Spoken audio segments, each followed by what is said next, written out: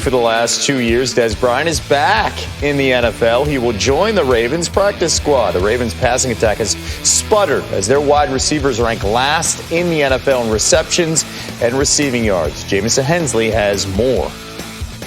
Des Bryant was emotional about getting his chance to return to the NFL following a 2-year layoff. After receiving the news, Bryant tweeted out, "I'm thankful. I can't stop crying." The Ravens are impressed with Bryant's perseverance. He worked out with Baltimore in August, but left without a deal because the Ravens wanted him to improve his conditioning. 2 months later, Bryant is back and is expected to be on the practice field tomorrow. Bryant provides what Lamar Jackson needs on the outside, a physical presence who can make contested catches. How soon will Bryant suit up for games? Lining up Bryant against the Steelers this Sunday seems unlikely because he still needs to get into football shape. The last time Bryant played in an NFL game, Lamar Jackson was throwing touchdown passes at Louisville. With the Ravens, I'm Jamison Hensley, ESPN. 1 week to the NFL trade deadline, and the Cowboys are already making moves. According to sources, defensive end Everson Griffin is heading to the Lions in exchange for a 6th-round conditional pick. Jeremy Fowler is here now. So Griffin is one trade. What are you hearing about who else could be on the move between now and Tuesday? With you, and Griffin could be the start of a mini pass rush run right now. Tack McKinley in Atlanta is a name I'm hearing buzzing about. He's a guy who's a former first-round pick, could use a fresh start. Atlanta's looking to dump some pieces. Carlos Dunlap, he's made clear he wants out of Cincinnati. The Bengals wouldn't mind shedding his salary. And then Quinnen Williams in New York. The Jets are not actively shopping the former number 3 overall pick, but I did speak to a league source who said, look, I think they're at least going to listen to offers in the next few days, see what happens. But asking around the league, Nicole, most people don't expect a lot of blockbuster trades. They're like, look, it's COVID. We're trying to save some money here unless there's a missing piece you absolutely need to win a Super Bowl. Okay, so if we're not expecting a ton of activity, which teams are going to be the most active? Well, Nicole, I'm looking at Seattle because they know they need pass rush help. That's really the missing link for them. They're good everywhere else. They believe they have an elite defense if they can just shore up the front. So you heard the names mentioned. I expect them to be at least active in combing those markets, looking at all options, but they don't like to spend a whole lot, and they don't have a lot of draft capital. So a guy like Dunlap would be the perfect fit, but they probably don't want to go to his $10+ million salary. They could look at some cheaper available options. Now let's go to Washington. I don't expect them to be buyers, but they have an option to sell, and that's Dwayne Haskins. I spoke to a source close to the Haskins situation recently that said, look, a trade is probably inevitable at this point, either now or later. You might as well do it now.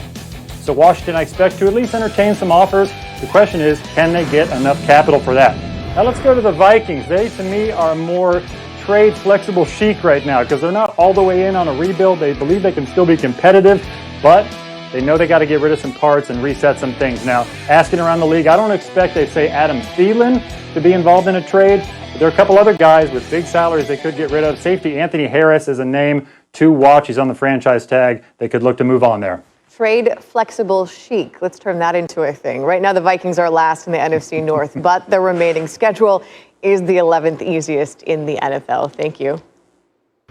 Hasn't been easy for the Jaguars. They shocked many when they opened up the season with a win over the Colts. Since then, they've lost 6 in a row and have given up at least 30 points in each game during the slide. Team has a bye this week, and Doug Marrone met with the media today, and he has a unique approach moving forward. I am, and I'm not going to bullshit anyone up. I'm kind of fired up, and I know you guys are probably sitting like, "What the hell is going on? How could this guy be fired up? They just lost 6 in a row." You know, and I understand that. I totally do. But you know, I'm gonna bust my ass, man. I mean, I'm telling you now. I'm gonna look at some things. I want to go a little bit outside the box. I mean, I want to, challenge these coaches and challenge these players. And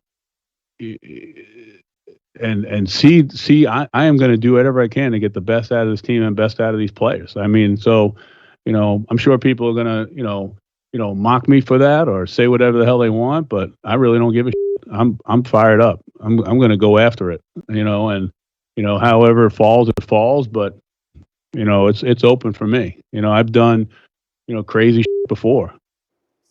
So is he saying what, like DJ Shark to quarterback? Yeah, I mean, like, what does he have to lose at this point? Because his job seems to be a foregone conclusion. They've got the Texans. And now we're going to take you to Dallas. Look, we know Dak is out. Zeke has fumbled a lot. Dalton has a concussion. And news today, Dallas has traded their defensive end, Everson Griffin, to the Lions. So sure, there are a lot of issues in Dallas, including that 2-5 record. But following the Cowboys' 25-3 loss to the Washington football team, don't blame leadership, at least according to Jerry Jones. Does your team have a leadership void? Where in the offensive line, where you, just overall, when these seriously, where would you have a leadership void? Is it an experience void? Is it a talent void? Is it a leadership void? I'm not trying to be cute here. The answer is no. The answer is no. I'm asking. There's not a. Well, just shut up and let me answer. No, Jerry. When you go into the locker room, what I'm asking is, do you see the intangibles? You're not asking me that. I gave you the answer. When I go into the locker room, there's no leadership void in my eyes. Okay. Now that's your answer. Let's move on. Let's move on. Clearly, he's calm, collected, and not at all irritated, well. Mr. Orlovsky. You hear what Jerry Jones says, and you think what? Dak Prescott is realizing that this organization over the past couple weeks has in many ways been exposed. You know, we talk about Dak and the Cowboys, and oftentimes it's been like the financial ramifications of the contract, right? And it's, well, the Cowboys offered him a deal, and Dak said no. Well, maybe Dak knew more about this organization than we did, because he's got to be sitting there going, wait, maybe this place isn't right for me in my future. As you watch this, not only the team, but the organization just collapse. And how can he sit there and go, listen, I'm not there, and that place has fallen apart in more ways than just on the football field. And so he's got to be sitting there going, maybe that's not the place for me. Maybe that's not the coaching staff for me. And it's not just a one-year fix. Like, this is not, hey, when we get Dak Prescott back, everything's going to be really good.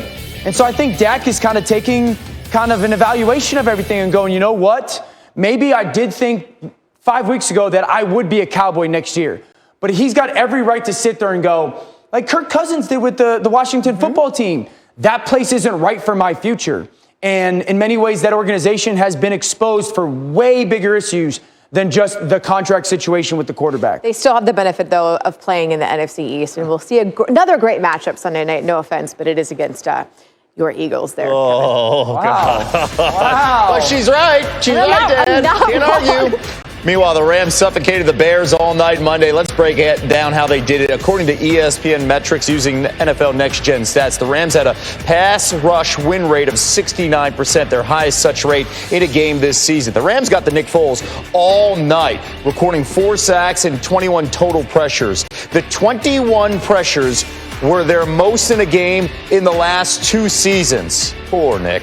Aaron Donald, as usual, led the way for the Rams, recording 7 pressures. Donald has 26 pressures this season, tied with Myles Garrett for most in the league. Overall, the Rams had a defensive efficiency of 94.1, their best mark in a game this season. And then this morning, Matt Nagy, Bears head coach, dealing with a lot of question marks. We have a lot of confidence, and I have a lot of confidence in Nick right now with where he's at. Again, this is a process for us to work through, and it's not just one person. It's really not. And we think that I know from yesterday, decision-making wise and where he's at, I thought he did a good job. Where do you feel you are as a play caller? And is that a role that you would consider giving up to Bill Lazor or somebody else on staff? Yeah, like I said, I always I look at all that, and that's the very first thing that I look at is that right now where we're at, that's not where we think it's at. I'll say this too. When you're in a little bit of a rut like we are, a lot of bit of a rut like we are right now, you have to look at everything. Now, earlier this morning, Darren Orlovsky had this to say about the Rams' win over the Bears, tweeting out after rewatching the Monday Night Football game between the Rams and Bears, the biggest takeaway, the coaching gap between McVay and Nagy is enormous, like enormous, whatever you think it is, times it by 10. You could have just voiced it and read it to us, right? Because Dan is back with us. Right? All right, you tweeted that before we heard from Nagy, saying he will continue calling plays. He will continue to stick with Foles at quarterback.